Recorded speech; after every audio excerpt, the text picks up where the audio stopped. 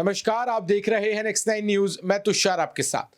दर्शकों, आपको बता दें कि 17 नवंबर को मध्य प्रदेश में विधानसभा के चुनाव होने हैं और इसको लेकर यहां पर सभी पार्टियां जो है वो इस वक्त मध्य प्रदेश को साधने के लिए लगातार तैयारियां करती नजर आ रही है। भारतीय जनता पार्टी हो, कांग्रेस हो या फिर सपा हो। लेकिन इस बीच पिछले कई दिनों से जिस तरीके से मध्य प्रदेश में कांग्रेस के खेमे को लेकर जो एक खबर सामने आ रही थी कि कांग्रेस के खेमे में बन नहीं रही है, फूट का माहौल देखा जा रहा है, उसको लेकर आज दिग्विजय सिंह का एक बयान जो है वीडियो वाला वो सामने आया।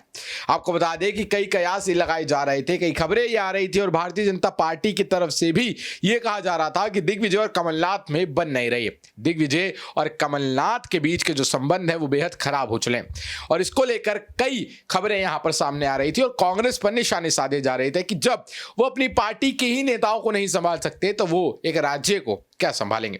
आपको बता दें, जिस तरीके से पिछले कुछ समय पहले कमलनाथ का जो एक बयान आया था जिसमें वो दिग्विजय और जयवर्धन के कपड़े फाड़ने की बात कर रहे थे, उसको लेकर ये चर्चा जो है काफी तेज हो गई थी कि अब इनमें बन नहीं रही। इसके बाद दिग्विजय का भी बयान आया था, जब दिग्विजय ने कहा था कि सपा के मामले को लेकर, यानी कि अखिलेश यादव के टिकट वाले मामले को लेकर, जब उन्होंने कहा था कि मैंने यहां पर कमलनाथ से ये कहा था कि हमें इनको समर्थन देना चाहिए, पर बात नहीं बनी।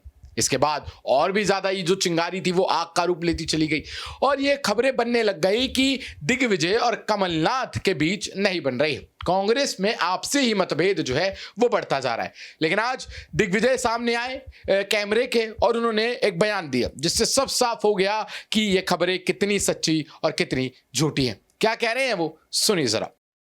नमस्कार। भारतीय जनता पार्टी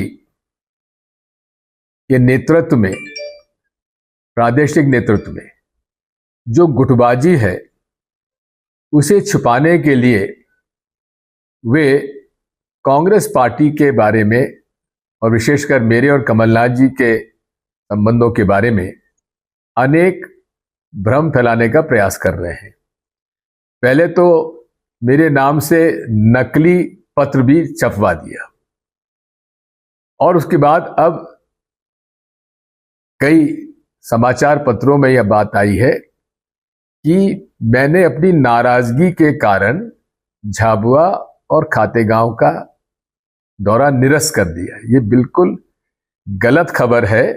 हाँ, मेरा दौरा था, लेकिन क्योंकि हमारे एआईसीसी के महामंत्री जी चाहते थे कि हाँ कोई उनको चर्चा करनी थी और कुछ ऐसे इश्यूज थे जिस पर कि बातचीत करना आवश्यक था संगठन की दृष्टि से और चुनाव की दृष्टि से, इसलिए मैंने दौरे निरस्त किए।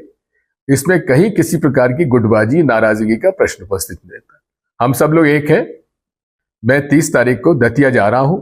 दतिया में नरोत्तम मिश्रा जी के खिलाफ जनता में जो रोष है, मैं वहां जाकर कांग्रेस पार्टी के उम्मीदवार का जब पर्चा भरेगा तो मैं उनके साथ रहूंगा। इसलिए साथियों, इन भ्रामक प्रचारों से दूर रहें। कांग्रेस पार्टी में सब लोग एक हैं, एकजुट हैं। जनता जो बदलाव चाहती है उसी बदलाव के लिए हम जनता से अपील करते हैं।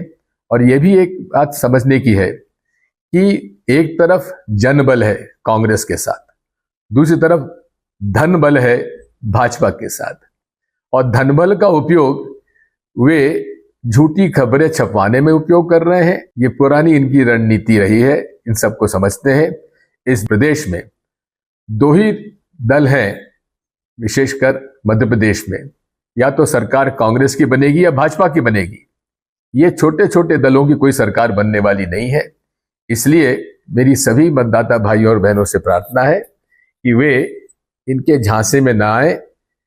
बदलाव जनता चाहती है और बदलाव तभी होगा जबकि 20 साल के कुशासन को दूर करते हुए कांग्रेस का शासन लाए और कांग्रेस के शासन में कमलनाथ जी के नेतृत्व में हम लोग सब मिलकर काम करें।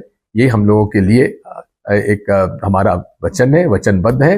हम लोग सब मिलकर काम करेंगे और भाजपा को हराएंगे। जनबल जीतेगा, धनबल हारेगा।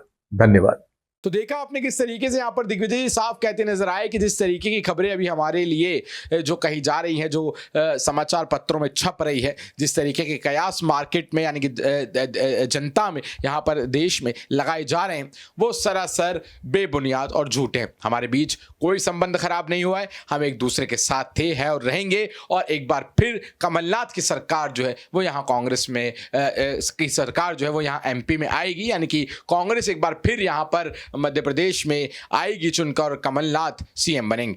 इसके साथ ही उन्होंने ये भी कहा कि जिस तरीके की भ्रामक खबरें फैलाई जा रही हैं उससे कहीं ना कहीं पार्टी को कमजोर करने का इरादा जो वो दिखाई देता है, लेकिन पार्टी इससे कमजोर नहीं बेहद मजबूत होती चली जाएगी। और 17 नवंबर को हमारे लिए ही वोट पड़ेंगे और 30 दिसंबर को जो नतीजे आएंगे वो ये साफ कर देंगे कि मध्य प्रदेश में कांग्रेस ही जीत रही है।